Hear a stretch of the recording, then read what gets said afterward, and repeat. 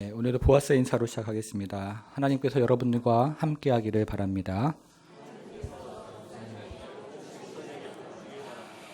하나님께서 여러분들에게 복 주시기를 바랍니다.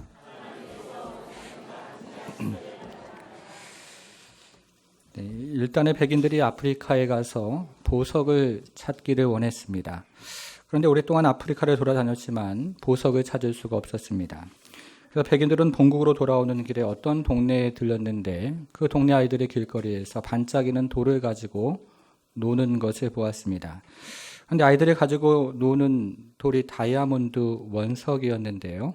아이들이 돌인지 다이아몬드인지를 구분하지 못하고 다이아몬드를 가지고 놀이를 하고 있었던 겁니다. 그래서 백인들이 아이들에게 껌을 한 통 주면서 이 껌을 씹어보라고 했는데 아이들이 난생 처음 태어나서 처음으로 껌에서 나오는 단물을 씹으면서 너무 좋아했습니다. 여러분, 그 이후에 어떤 일이 일어났을까요? 이제 아이들은 백인들의 제안에 따라서 다이아몬드를 껌 한 통과 바꾸기를 시작했습니다. 그리고 더 많은 껌을 얻기 위해서 백인들을 다이아몬드가 있는 광산으로 인도를 했습니다. 다이아몬드를 껌과 바꾼 아프리카 원주민들의 매우 유명한 이야기입니다. 여러분, 만일에 아프리카 사람들이 그때요, 다이아몬드의 가치를 알았다면 어떠했을까요? 아마 그런 일은 일어나지 않았을 겁니다. 그런데 이 일은 우리의 신앙생활에서도 시사하는 바가 매우 큽니다. 여러분, 만일에 우리가 복음의 가치를 정말로 잘 알고 있다면 우리가 어떤 인생을 살아가겠습니까? 또 우리가 성경의 가치를 정말로 잘 알고 있다면 우리는 어떤 인생을 지금 살아가고 있을까요? 그래서 오늘은 우리 인생을 살아가면서 가장 중요한 가치가 무엇인지를 깨닫고 그 인생의 가치를 붙잡고 살아가는 그런 은혜가 있기를 바랍니다. 오늘 본문으로 돌아와서 이제 말씀 노트 3면에 보면 말씀 노트가 있는데요. 첫째는 루시 보아스에게 하는 말입니다. 루시 보아스에게 이렇게 말을 했습니다. 당신이 기업 물을 자입니다.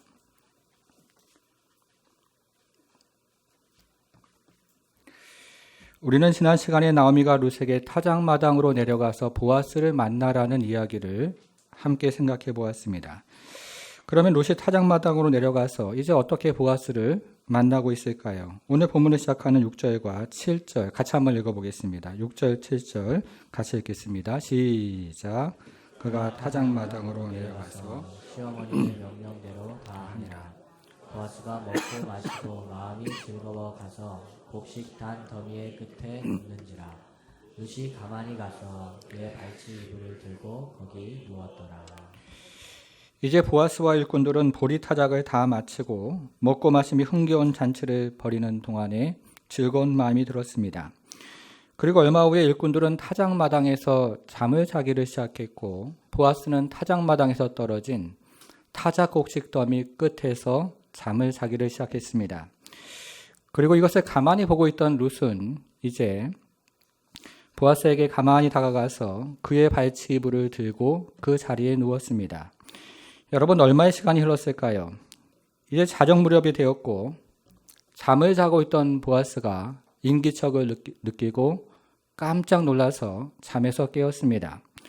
그리고는 발치 이불에 누워있는 묘령의 여인을 보고 그가 누구인지를 물었습니다. 여러분, 이때 룻이 어떻게 대답을 했습니까? 9절을 보겠습니다. 9절 보니까요. 이르되 내가 누구냐 하니 대답하되 나는 당신의 뭐라고 얘기합니까? 여종 룻이오니 당신의 옷자락을 펴 당신의 여종을 덮으소서, 이렇게 이야기를 합니다. 룻은 자신을 보아스의 여종이라고 말하면서 보아스의 옷자락을 펴서 자신을 덮어달라고 말을 하고 있습니다. 여러분, 그런데 지금 룻이 하고 있는 말은요, 고대 근동 지방에서 사용하고 있는 말이기 때문에 우리는 잠시 고대 근동 지방의 문화를 생각을 해보도록 하겠습니다. 먼저 룻은 자신을 여종이라는 말로 소개를 합니다. 여러분, 그러면 여종은 무엇일까요? 성경을 앞으로 넘겨서 룻기 2장 6절로 가보겠습니다. 룻기 2장 6절에서요, 모압 소녀라는 말을 찾아보겠습니다. 여러분, 찾았습니까? 여러분, 이것은 룻을 이스라엘 사람들이 천시하는 이방인이라고 소개를 하고 있는 것입니다. 이것이 룻에 대한 첫 번째 소개였습니다. 이번에는 2장 13절로 가보겠습니다. 2장 13절에서 이번에는 하녀라는 말을 찾아보겠습니다. 여러분, 하녀라는 말이 몇 번 등장을 합니까? 2번 등장을 하죠. 2장 13절에 하녀라는 말이 2번 등장을 합니다. 여기서 하녀라는 말은 신부가 시집을 갈 때 세트로 딸려가는 몸종을 의미하는 것이기 때문에 이것은 룻을 지금 몸종이라고 소개를 하고 있는 것입니다. 이것이 룻에 대한 두 번째 소개입니다. 여러분, 그러면 오늘 본문은 룻을 어떻게 소개를 하고 있습니까? 다시 오늘 본문으로 돌아와서 3장 9절을 보니까요. 룻은 자신을 여종이라고 소개를 합니다. 그런데 여기에 등장하는 여종이라는 말은 우리가 앞에서 살펴본 모합소녀라는 말, 그리고 그 다음에 찾아본 하녀라는 말과는 전혀 다른 의미를 가지고 있는 말인데요. 여기에 등장하는 여종이라는 말을 히브리 사전에서 찾아보면 유대인 남자의 첩이나 혹은 아내라는 뜻으로 되어 있습니다. 유대인 남자와 결혼이 가능한 여자라고 되어 있는 것입니다. 그래서 룻이 자신을 여종이라고 소개를 하는 것은 룻이 지금 결혼할 의사가 있다는 것을 살며시 드러내는, 내비치는 그런 말에 해당합니다. 그것이 바로 당신의 여종이라는 말의 의미입니다. 그런 다음에 룻이 보아스에게 당신의 옷자락을 펴서 나를 덮어주십시오 라고 요청을 했습니다. 9절 중간절을 보겠습니다.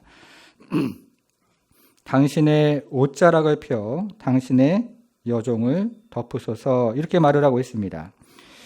그런데 당신의 옷자락을 펴서 당신의 여종을 덮어달라는 말은 지금 날씨가 너무 추우니까 당신의 옷으로 나를 덮어주십시오 라고 말을 하고 있는 것이 아닙니다. 여기에 등장하는 옷자락이라는 말이 원문에서는 날개라는 말로 되어 있는데요. 이것은 당시 고대 근동 지방에서 결혼을 요청하는 말에 해당합니다. 여러분, 오늘날 결혼을 요청을 할 때 나의 반지를 받아주시겠습니까? 이렇게 말을 하는 것처럼 당시 고대 근동 지방에서는 결혼을 요청할 때 당신의 날개를 펴서 나를 덮어주시겠습니까? 라고 말을 했던 것입니다. 룻이 보아스에게 결혼을 요청하고 있습니다. 여러분, 그런데 여기에 등장하는 이 날개라는 말에는 매우 중요한 중의적인 뜻이 있습니다. 성경을 앞으로 넘겨서 2장 12절로 가보겠습니다. 2장 12절을 보니까요. 여호와께서 내게 행한 일에 보답하시기를 원하며 이스라엘의 하나님 여호와께서 그의 뭐라고 되어 있습니까? 날개 아래에 보호를 받으러 온 내게 온전한 상 주시기를 원하노라, 이렇게 얘기를 합니다. 이것은 보아스가 베들레헴을 찾아온 룻을 위해서 지금 추수마당에서 기도를 하고 있는 내용인데요. 하나님께서 그분의 날개로 룻을 덮어주시기를 지금 기도를 하고 있습니다. 그런데 룻이 보아스의 이 기도를 가만히 기억을 했다가 당신의 기도가 바로 당신을 통해서 이루어져야 합니다. 지금 그렇게 말을 하고 있는 것입니다. 룻이 보아스의 기도를 기억했다가 결혼 요청을 날개라는 말을 통해서 하고 있는 것입니다. 그것이 날개로 덮어달라는 말입니다. 그래서 우리가 살펴본 여종이라는 말과 날개라는 말은 결혼을 요청하는 말이었습니다. 여러분, 그러면 룻이 보아스에게 결혼 요청을 하는 근거는 무엇일까요? 이제 9절 마지막을 한번 보겠습니다. 9절 마지막, 오늘 본문으로 돌아와서요. 3장 9절 마지막을 보겠습니다. 3장 9절 마지막을 보니까요. 이는 당신이 뭐라고요? 귀염 물을 자가 됨이니이다. 여러분, 이 말씀 아주 중요한 말씀인데요. 여기에 줄을 한번 쳐보겠습니다. 이는 당신이 귀염 물을 자가 됨이니이다. 여기 표시를 한번 해보겠습니다. 여러분, 우리는 성경에 등장하는 귀염 물을 자, 즉 고엘이 무엇인지를 이미 살펴보았는데요. 화면을 통해서 한번 보겠습니다. 귀염 물을 자, 고엘이라는 말은 재산이나 사람을 원래 상태대로 돌려줄 책임 있는 사람을 의미합니다. 다시 한번 예를 들어서 정리를 해보겠습니다. 첫째, 가족이나 가까운 친족이 재산을 잃어버리면 고엘은 그 재산을 되찾아올 책임이 있는 사람입니다. 둘째, 가족이나 친족 중에서 노예로 팔려가는 사람이 생기면 고엘은 노예로 팔려가는 사람을 되찾아올 책임이 있는 사람입니다. 셋째, 가족이나 가까운 친족 중에서 생명을 잃어버릴 위기에 처한 사람이 있으면 고엘은 복수까지 해주는 사람입니다. 그래서 고엘은 재산이나 사람을 원래 상태대로 되돌려 찾아오는 사람을 의미하는 것입니다.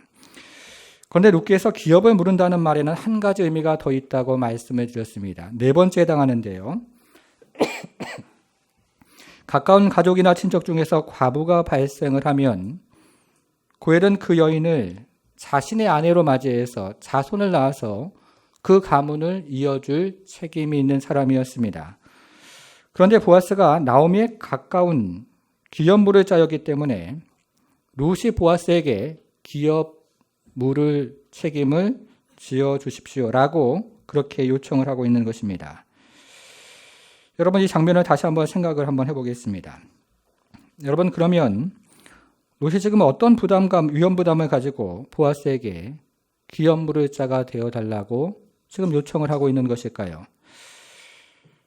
보아스는 타작마당을 마치고 일꾼들과 흥격해 잔치를 벌인 후에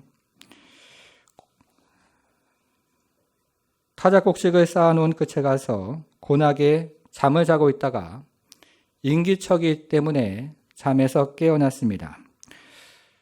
그런데 가만히 보니까 한 여인이 꽃단장을 하고 자신의 발치 아래 누워있는 것입니다. 그리고는 다짜고짜 결혼을 해달라고 요청을 하고 있습니다. 그것도 법적인 근거까지 되면서 말입니다. 여러분, 이때 보아스는 이 여인에 대해서 어떤 생각을 했을까요? 혹시 보아스는 이 여인을 꽃뱀이라고 생각하지는 않았겠습니까? 자신보다 훨씬 나이가 많은 중년의 남자의 재산을 노리고 지금 결혼을 요청하는 그런 꽃뱀이라고 생각하지는 않았겠습니까? 이런 경우에 보아스는 여러 가지 반응을 할 수 있는데 보아스가 룻을 창녀로 이해를 해서 룻을 받아들일 수도 있고 반대로 룻을 쫓아낼 수도 있습니다. 그런데 만일에 보아스가 룻을 창녀로 이해를 해서 룻을 받아들이거나 쫓아내면 이내 이 소문이 베들레헴 성읍에 퍼질 것이고 그러면 룻은 그나마 있던 설 자리마저 잃어버리게 됩니다. 그러니까 룻이 한밤중에 타작마당에서 보아스에게 결혼 요청을 하는 것은 매우 위험한 순종이었던 겁니다. 룻이 한밤중에 타작마당에서 꽃단장을 하고 와서 보아스에게 결혼 요청을 하는 것은 매우 위험한 나오미에 대한 순종이었던 겁니다. 성도 여러분, 여러분들은 이런 위험한 순종을 해보신 적이 있습니까? 서울에서 사역을 할 때 디자인을 하는 한 자매가 상담을 요청해 왔습니다. 이렇게 말을 합니다. 목사님, 한국에서 취업할 기회가 있고 라오스에서 취업할 기회가 있는데 어떻게 하면 좋겠습니까? 저는 잠시의 망설임도 없이 한국에서 취업을 하지 말고 라오스에 가서 취업을 하라고 말을 했습니다. 그리고 이 자매는 실제로 한국에서 취업을 하지 않고 라오스에 가서 취업을 하게 되었습니다. 여러분, 그런데 낯선 땅에서 스트레스가 많았던 것일까요? 그만 그곳에서 암에 걸려서 한국으로 돌아오게 되었고 그 이후로 몇 년 동안 암과 사투를 하게 되었습니다. 그리고는 몇 년 후에, 얼마 후에 다시 저를 찾아 부산으로 왔습니다. 다시 묻습니다. 목사님, 한국에서 비즈니스 할 기회가 있고 인도에서 비즈니스 할 기회가 있는데 어떻게 하면 좋겠습니까? 저는 그때 서울에서 처음 상담했던 일이 기억이 났습니다. 그리고는 내가 잘못 말을 하고 인도를 해서 혹 병에 걸린 것이 아닐까 하는 생각 때문에 그런 인간적인 죄책감으로 잠시 망설이게 되었습니다. 그런데 그때 교회에서 단위에서 설교를 하고 있었는데요. 저와 그 자매의 모든 대화를 성령께 의탁하면서 단위에서 이야기를 함께 나누게 되었습니다. 그리고는 이렇게 이야기했습니다. 교회가 많은 이곳에서 일하지 말고 교회가 없는 인도로 가서 비즈니스를 통해서 선교 사역을 하라고 말을 했습니다. 그리고 이 자매는 지금 인도에서 비즈니스를 하면서 선교 사역을 하고 있습니다. 이 자매가 하나님 앞에서 매우 위험한 순종을 했던 것입니다. 성도 여러분, 여러분들은 어떤 인생길을 살아가기를 원하십니까? 그리고 여러분들의 자녀들이 어떤 인생길을 살아가기를 원하십니까? 지금 이곳에서 안락하게 그리고 안전하게 살아가는 인생입니까? 아니면 주를 위해서, 그분의 나라와 영광을 위해서 때로는 위험한 선택을 하는 그런 인생길입니까? 오늘날 우리의 부모들이 자녀들에게 안락한 인생을 살아가라고 요구하니까 자녀들이 하나님을 경험하지를 못하는 시대를 지금 살아가고 있습니다. 오늘날 우리의 부모들이 자녀들에게 안전한 인생을 살아가고 가르치니까 자녀들이 아예 하나님을 잃어버리는 시대를 우리는 살아가고 있습니다. 여러분, 그러나 내 자녀가 안전하고 안락하게 사는 것이 부모의 마음이지만, 그러나 내 자녀가 하나님의 영광을 위해서 살아야 하지 않겠냐는 부모를 만날 때마다 하나님께서 얼마나 기뻐하실까 하는 생각을 해보게 됩니다. 성도 여러분, 오늘 본문에서 룻은 지금 매우 위험한 순종을 하고 있습니다. 그러면 이 룻이 위험한 순종을 선택한 결과는 무엇일까요? 이제 두 번째로 보겠습니다. 둘째, 이번에는 보아스가 룻에게 말을 하고 있는데요. 이렇게 말을 합니다. 내가 귀한 물을 짜입니다. 라고 말을 합니다.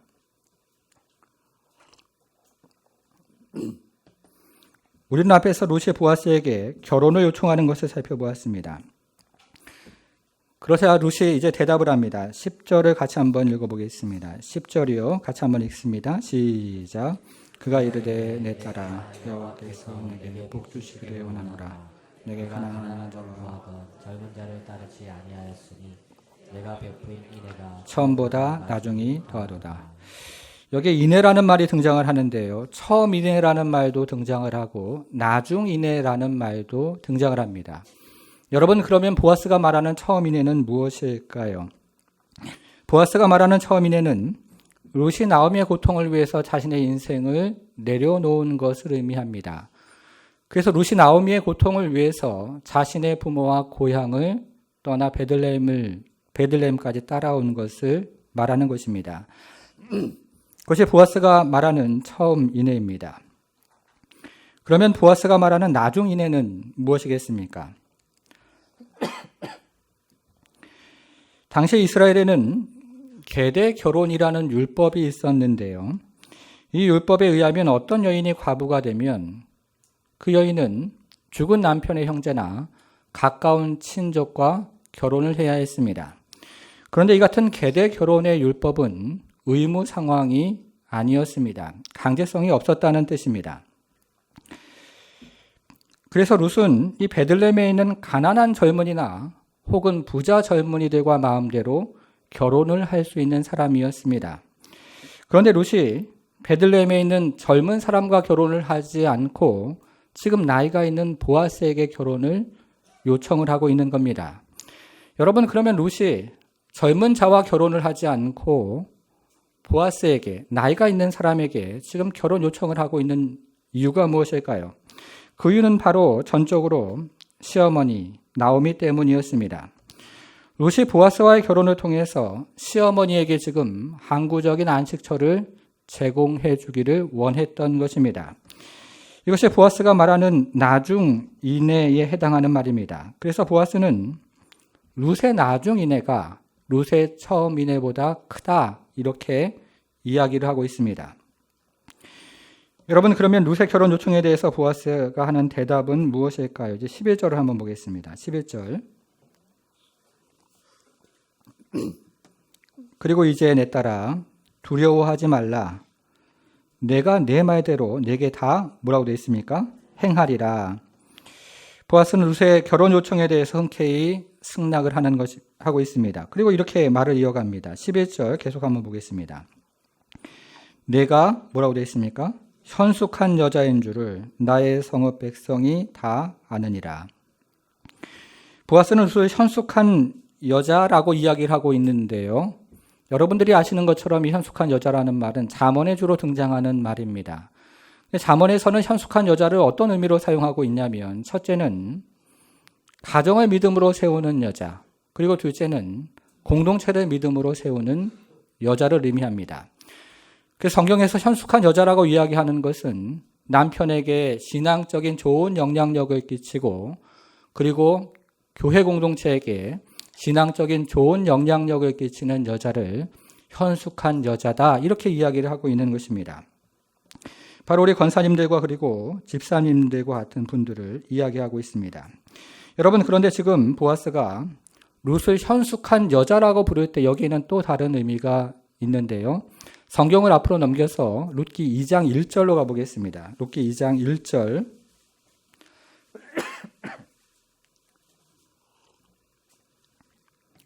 자, 이렇게 이야기를 하죠. 나오미의 남편 엘리멜렉의 친족으로 여러분 찾았습니까? 예, 그 다음 뭐라고 되어 있습니까? 유력한 자가 있으니 그의 이름은 보아스더라. 여기에 등장하는 유력한 자라는 말은 깁보르 하일이라는 히브리 말을 번역한 것인데요. 직역을 하면 유력한 남자 이렇게 직역이 됩니다. 그리고 오늘 본문에 등장하는 현숙한 여자는 에셋 하일이라는 히브리 말을 번역한 것인데요. 직역을 하면 유력한 여자 이렇게 직역이 됩니다. 그래서 보아스를 유력한 남자라고 이야기를 하고 룻을 유력한 여자라고 이야기를 하는 것입니다. 보아스와 룻을 동등한 관계로 이야기를 하고 있는 것입니다. 그래서 보아스가 룻을 현숙한 여자, 즉 유력한 여자라고 말을 하는 것은 룻이 바로 자신의 결혼 상대자라고 말을 하고 있는 것입니다. 그것이 바로 현숙한 여자라는 말의 의미입니다. 보아스가 룻의 결혼 요청을 기꺼이 받아들이겠다는 뜻입니다. 여러분 그런데 두 사람이 결혼을 하기 위해서는 한 가지 문제가 있었습니다. 다시 오늘 본문으로 돌아와서요. 3장 12절 13절을 같이 한번 읽어보겠습니다. 3장 12절 13절 같이 함께 읽겠습니다. 시작. 참으로 나는 기업을 물을 자니 기업 물을 자로서 나보다 더 가까운 사람이 있으니 이 밤에 여기에 아침에 그가 기업 물을 자의 책임을 내게 이행하려 하면 좋으니 그가 그 기업 물을 자의 책임을 행할 것이니라. 만일 그가 기업 물을 자의 책임을 내게 이행하기를 기뻐하지 아니하면 여호와께서 살아계심을 두고 맹세하노니 내가 기업 물을 자의 책임을 내게 이행하리라. 아침까지 누웠을지니라 하는지라. 지금 보아스는 기업 물을 자 1순위에 해당하는 사람이 있는데 그 사람이 기업을 물으지 않는다면 자신이 기업을 물으겠다고 말을 하고 있습니다. 그래서 이것은 보아스가 기업 물으기를 기꺼이 원하고 있다는 말인데요. 여러분 우리가 읽은 12절 13절에 이 기업 물을 자라는 말이 모두 몇 번이나 등장을 할까요? 12절을 한번 보겠습니다. 12절 기업 물을 자 여러분 몇 번이나 등장을 합니까? 2번 등장을 합니다. 13절 기업 물을 자 몇 번이나 등장을 합니까? 4번 등장을 합니다. 모두 6번 등장을 하는 겁니다. 여러분 여기서요 13절 제일 마지막에 등장하는 내가 기업 물을 자의 책임을 내게 이행하리라 여기 표시를 한번 해보겠습니다. 내가 기업 물을 자의 책임을 내게 이행하리라. 여러분 오늘 꼭 외우시면 좋겠습니다. 내가 기업 물을 자의 책임을 내게 이행하리라. 여러분 우리는 첫 번째 단락에서 당신이 기업 물을 자가 됩니다 하는 말의 표시를 했고 그리고 두 번째 단락에서 내가 기업 물을 자의 책임을 이행하겠다는 말에 표시를 했습니다. 첫 번째 단락에서 룻이 보아스에게 기업 물을 자가 되어 달라고 요청을 했고 두 번째 단락에서 보아스가 룻에게 기업 물을 자가 되겠다고 대답을 한 것입니다. 여러분 그런데 이 두 사람의 대화를 찬찬히 읽어보면 여러분 이 두 사람의 대화가 좀 어디 이상하다고 생각이 들지는 않습니까? 룻이 용기를 내서 그저 한번 당신이 기업 물을 자입니다 라고 말을 했는데 오늘 본문에서는 보아스는 마치 이 룻의 이야기를 기다렸다는 듯이 모든 계획을 가지고 기업 물을 자라는 말을 매우 여러 차례에 걸쳐서 설명을 하고 있는 것을 보게 됩니다. 심지어는 여호와의 이름으로 맹세까지 하면서 내가 너의 기업 물은 것을 이행하겠다라고 말을 지금 하고 있는 것입니다. 성도 여러분, 이것은 도대체 무엇을 의미하는 것일까요? 우리는 여기서 우리 하나님 아버지의 마음이 어떠한지를 깨닫게 됩니다.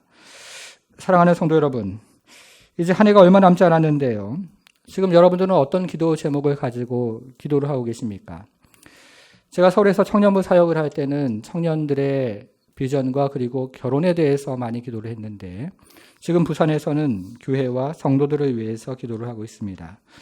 여러분들도 개인적으로 가지고 있는 기도 제목이 있을 겁니다. 그런데 우리가 인생을 살다 보면 나의 힘으로 되지 않는 것들이 있습니다. 정말로 은혜가 필요한 것들이 있는 것을 깨닫게 됩니다. 그래서 우리는 예수님의 이름을 붙잡고 기도를 하게 됩니다. 여러분, 그것이 바로 오늘 본문에서 룻이 이야기했던 당신이 귀염 물을 자입니다 라는 말에 해당하는 것입니다. 예수님, 당신이 바로 귀염 물을 자입니다. 이 기도를 들어주세요 라고 기도를 하는 것입니다. 여러분, 그러면 우리 하나님 아버지께서는 어떻게 말씀을 하실까요? 우리 하나님 아버지께서는 마치 그것을 기다렸다는 듯이 수많은 계획을 가지고 내가 너의 기업 무르는 것을 기꺼이 이행하겠다라고 대답을 하신다는 겁니다. 심지어 독생자 예수님을 이 땅에 보내시기까지 기업을 무르겠다고 말씀을 하시고 심지어 독생자 예수님은 십자가에 돌아가시기까지 기업을 무르겠다고 말씀을 하고 계신다는 것입니다. 우리 하나님께서 우리의 기업 무를 자가 되겠다고 말씀을 하고 계십니다. 성도 여러분, 그런데 오늘날 많은 성도들이 기도의 응답을 경험하지 못하는 이유는 무엇일까요? 오늘날 많은 성도들이 기도의 응답을 경험하지 못하는 이유는 첫째, 기도를 하기 위해서 타작마당으로 내려오지 않는 것이고, 둘째, 타작마당에 내려오더라도 성전 마당만 밟고 가기 때문입니다. 타작마당에서 드리는 간절한 기도가 없다는 것입니다. 여러분들은 기도의 사람 조지 뮬러 목사님에 대해서 들어보셨을 겁니다. 어느 추운 겨울날에 목사님이 차가운 바닥에 무릎을 꿇고 매우 간절하게 기도를 했습니다. 주님, 지금 당장 돈이 필요합니다. 그렇지 않으면 우리 보육원 아이들 추운 겨울날 추운 차가운 바닥에서 잠을 자야 합니다. 목사님은 매우 간절히 기도를 했습니다. 그런데 목사님이 기도를 마치고 나오는데요, 전혀 얼굴을 모르는 사람이 5,000파운드 수표를 목사님에게 건넸습니다. 이 사람이 기도하는 중에 조지 뮬러 목사님의 얼굴이 자꾸 기억이 나서 조지 뮬러 목사님에게 이 돈을 가지고 찾아왔다는 것입니다. 목사님, 마음의 소원이 자꾸만 생겨서 제가 이 돈을 가지고 왔습니다. 이렇게 말을 했습니다. 조지 뮬러 목사님은 이처럼 특별한 기도 응답을 5만 번이나 받았다고 합니다. 그런데 이 목사님이 아무리 기도해도 응답이 되지 않는 한 가지 기도 제목이 있었는데요. 그것은 오랜 동안 함께 지내왔던 5명의 친구의 구원에 관한 문제였습니다. 그래서 목사님이 5명의 친구를 위해서 매우 오랜 동안 간절히 기도를 했고, 그 중에 3명은 은혜 가운데 예수님을 믿게 되었고, 그러나 나머지 2명은 여전히 예수님을 믿지 않은 상태로 남아 있었습니다. 이제 목사님은 인생의 마지막 날이 오는 것을 깨닫고 자신이 사랑하는 교회에서 마지막 설교를 하게 되었습니다.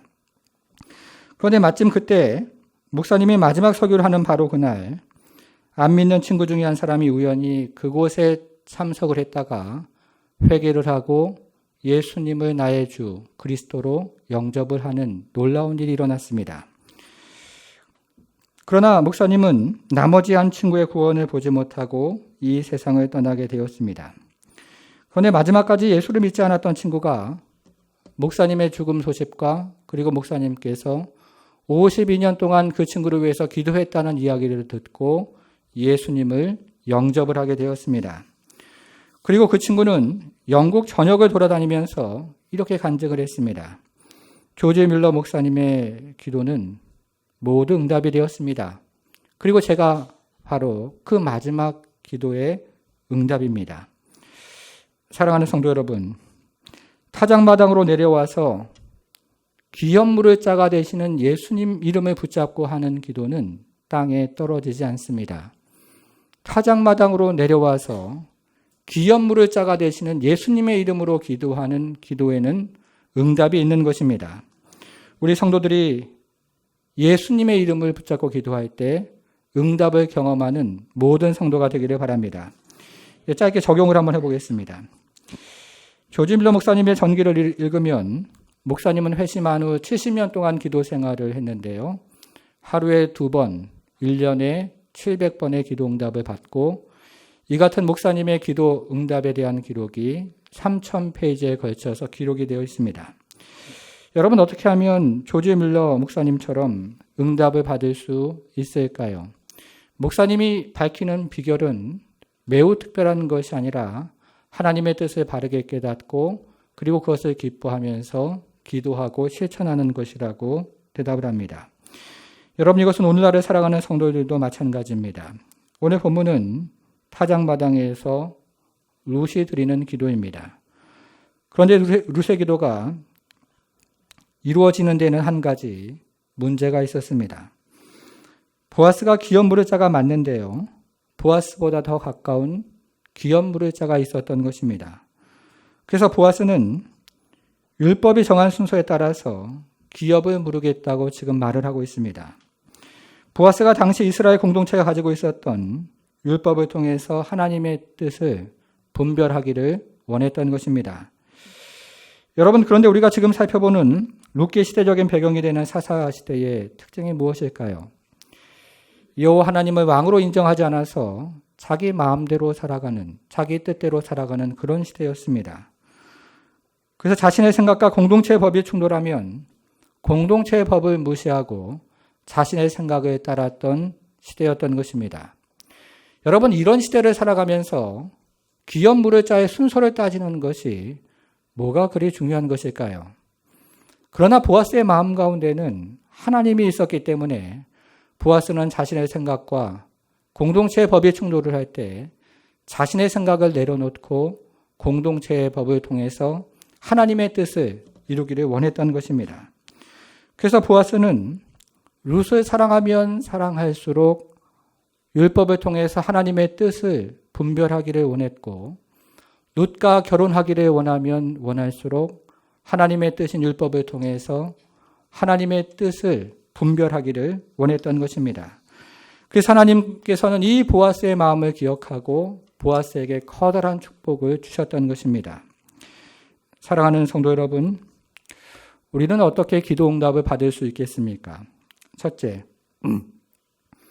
기도 응답을 받기 위해서 안전한 성읍에서 나와서 타작마당으로 내려오셔야 합니다. 그것이 새벽 기도의 자리든지 그것이 개인의 골방이든지 안전한 자리에서 나와서 타작마당으로 내려오셔야 합니다. 둘째, 타작마당에서 예수님의 이름으로 기업물을 짜가 되게 해달라고 예수님에게 간절히 기도해야 합니다. 타작마당에서 단지 성전 마당만 밟는 것이 아니라 예수님의 이름을 붙잡고 간절히 기도하는 것입니다. 그리고 마지막 세 번째는 약속의 말씀을 붙잡고 기도하는 것입니다.